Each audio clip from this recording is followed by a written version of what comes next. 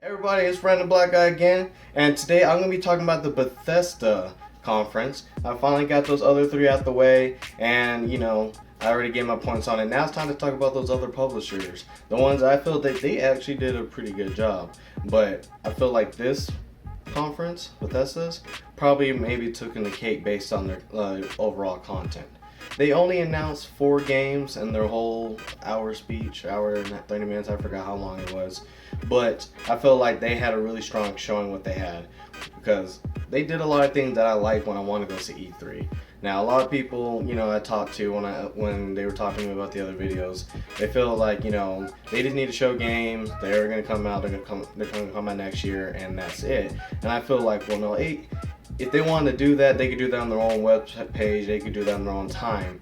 When you have an E3 conference, you need to be showing some more wild things. You need to be showing the stuff that you are going to be working on, that and some progress on them. Not like something that you've already shown a few times and you're showing again to fill up, a few minutes.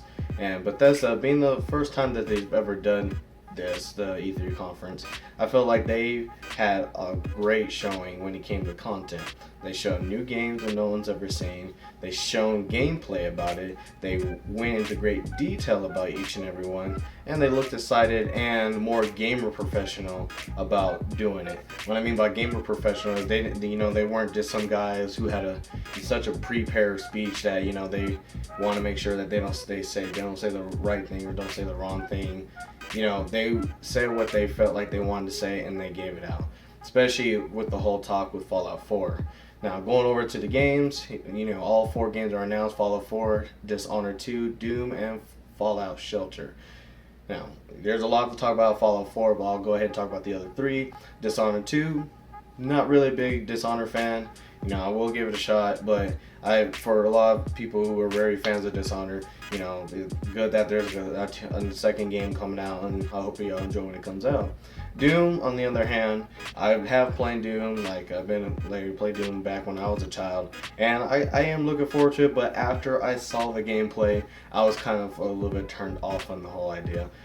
Only because, it looked nice and everything, but at the same time, it looked boring at what I saw. I saw a guy, first-person shooter, run around, pick up guns, shoot, and all that. But I didn't see a nice, good action. I didn't see anything that was different and new. Now, the whole multiplayer level thing, that's a nice thing. Being able to create levels and sharing everything. Been somewhat done before, but I do like it when a publisher or a developer puts out that nice extra thing in the game. Something that you can do it, but if you do it, it's going to be a whole another game you're basically going to be playing within a game. And I do like that. I do like the expensive content and variety that a lot of developers put in a game. And this is one of them. Now, Fallout Shelter, really, I like the concept. I like those kind of management app games. If you ever play a game like Game Death Story, I played that game forever, and I feel like something like this seems kind of nice. It seems it has a little bit more extra stuff going on to it, and if you look at some of the detailed videos out there, I feel like they have a lot you can do and be extra.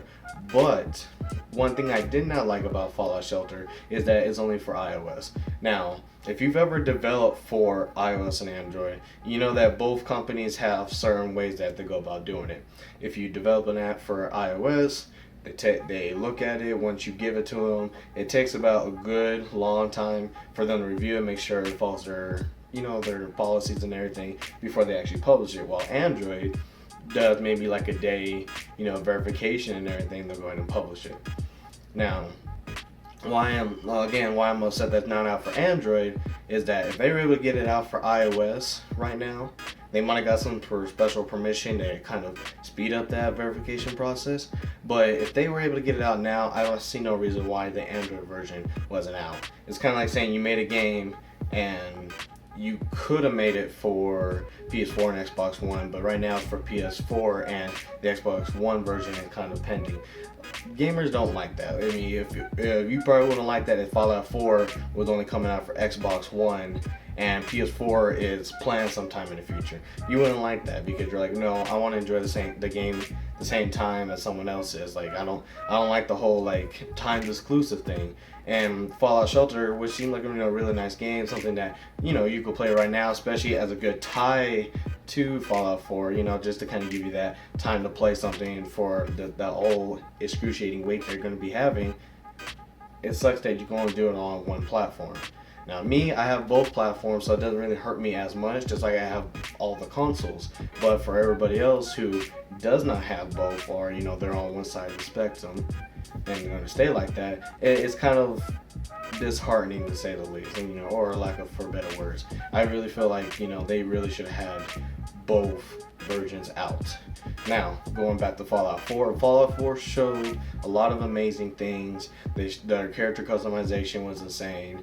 Their customization of your own fort and what you can do is insane. Getting your materials, all that was insane.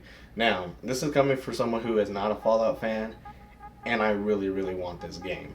The Pep Boy edition, if you looked at Best Buy and Amazon, it is sold out currently, so hopefully you guys be looking at a lot of the other publishers and everything to see if you can buy that to get that before they sell out. I'm telling you this right now, if you see it, get it. If you can pre-order for cheap, do it. Even if you're not, you're gonna regret it because sooner or later it's gonna be hard to get that.